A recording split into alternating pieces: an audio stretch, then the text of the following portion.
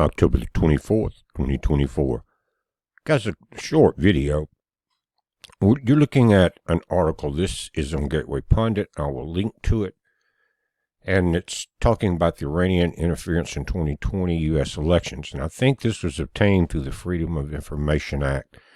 But FBI Director Chris Wray and former CISA Director Chris Krebs hid the extent of the enormous Iranian election security breach from the American public until last month, 4 years after the 2020 election. And if you remember Chris Krebs here on the right, he was fired by Trump and then testified against him right after that. You know, that's how it operates.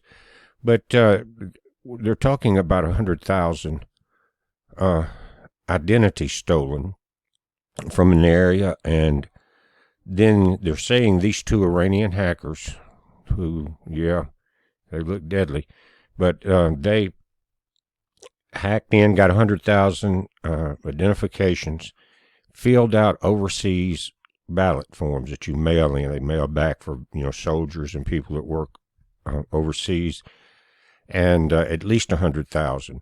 But then if you remember, Krebs and Wray testified before the House, I think it was, that 2020 was the most secure election in history. Secure for whom? And the reason I'm going here, now this video is in the article that I will link to, guys, and it says former CISA chief testifies before the Senate panel. Top cybersecurity official Christopher Krebs insists election most secure in U.S. history. Again, for whom, Chris? But what is important about it is not what happened. Of course, that was disastrous. But what's about to happen in about 12 days. Let's check it out. Now, guys, this article was put out August 15th, 2024. But it's in relation to November 5th, this coming voting day. And it's part of the American Cyber Defense Agency. FBI and CISA releases joint PSA. Just so you know, ransomware disruptions during voting periods will not impact the security and resilience of vote casting or counting. Well, they hid it for 4 years that's already happened. But when they start doing these exercises, like Jade Helm and others, on important days, we have to be very careful, because I think they know that right now, even in, guys, some of the worst polls I've ever seen on some of the mainstream media, but if you look deeper into some of the polls that are important, that are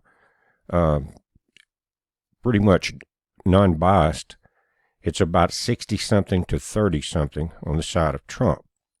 But most of them are calling it dead heat, all this crap. Anyway, August 15th again, cybersecurity best practices. Let's read this. Now, let's just read their report. It says, Washington today, as part of their public service announcement, the series to put potential election day cyber-related disruptions during the 2024 election cycle into context for the American people. The Federal Bureau of Investigation and the Cybersecurity and Infrastructure Security Agency, CISA, jointly released, just so you know, ransomware disruptions during voting periods will not impact the security and the resilience of vote casting or counting. What a joke, guys.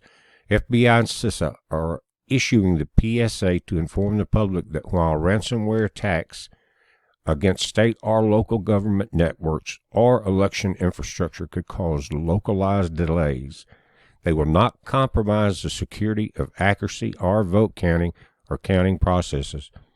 Guys, you remember all the delays in 2020 and what happened because of those delays? I'm sure you do.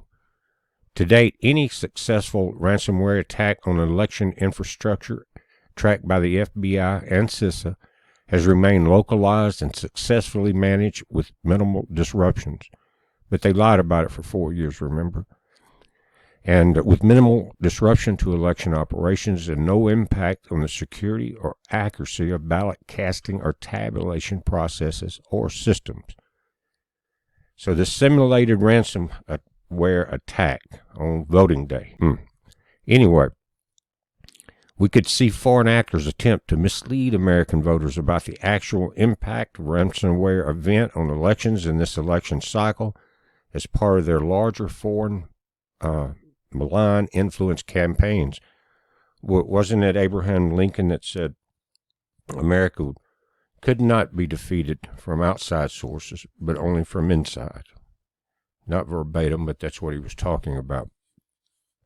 It says it is important for the public to know what election officials use a multi-layer approach to security that employs a variety of technological, physical, and procedural controls to prevent cyber intrusions, like ransomware, from impacting the security and resilience of vote casting and counting systems.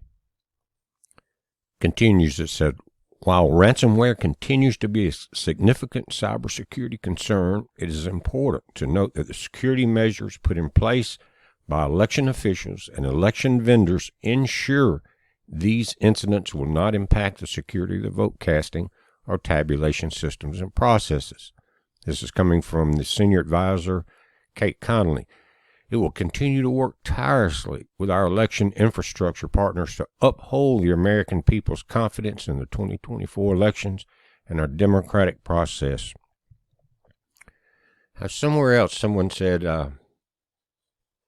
they know that the New World Order will be fully established, I get, when everything people are told and believe is a lie. It says that combating ransomware attacks is a top priority for the FBI, especially during elections. This is coming from Cynthia Kaiser, FBI Cyber Division Deputy Assistant. While the FBI continues to leverage its tools and partnership to combat cyber criminals, the public should be aware that ransomware is extremely unlikely to affect the integrity of voting systems or the election process. Now, it says at the bottom there that at the Nation's Cyber Defense Agency, CISA, and National Coordinator for Critical Infrastructure Security, the Cybersecurity and Infrastructure Security Agency leads the national effort to understand, manage, and reduce risk to the digital and physical infrastructures American relies on every day. Interesting. There's another article out, and if I can find it, I will link it also.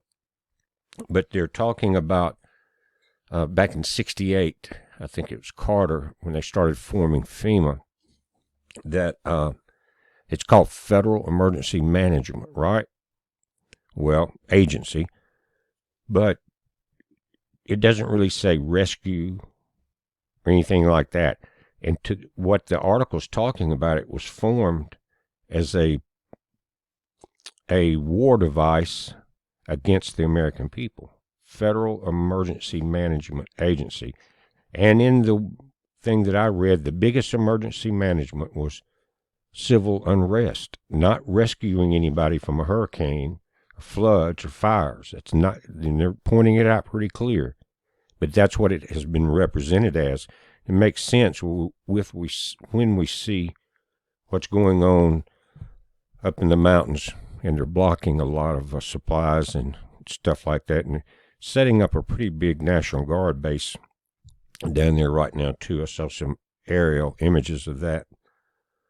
But, again, FEMA is designed to work with the military in a national emergency against a civil war situation or something like that, civil unrest, and employ the U.S. Army and all of its assets into the situation to put us down.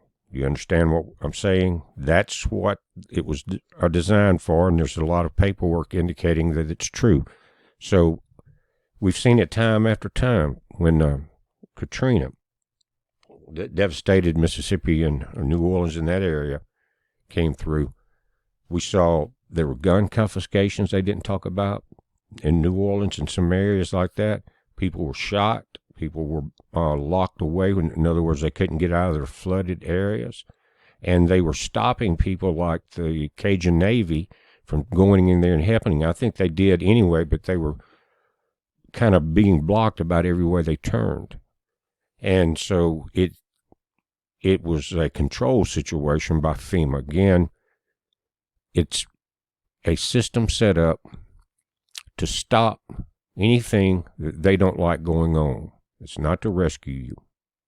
And so keep that in mind when you prepare for any other national emergencies, fires, hurricanes, whatever it is. They're here to control the military in these situations and produce the outcome that they want, whether it's getting the land, the resources, or whatever. And guys, that it does look like not only a military, maybe a National Guard base is being built there, but a large camp that you can't see into, the blacked out fences, and some are calling it a FEMA camp. But remember what FEMA means, okay? I'm going to put these links in the description below here. You guys keep your heads on the swivel. Next 12 days, this could be a November surprise because they are desperate, because the real numbers on one site, and it's a major site, again, are showing like 63 to 30 something percentage. And if that has to be a lie, because when you look at the size of the crowds, there's not a 60-30 ratio at all. So even that number has to be jacked up. But we're watching it, guys. You watch it. It's a heads up. Be safe.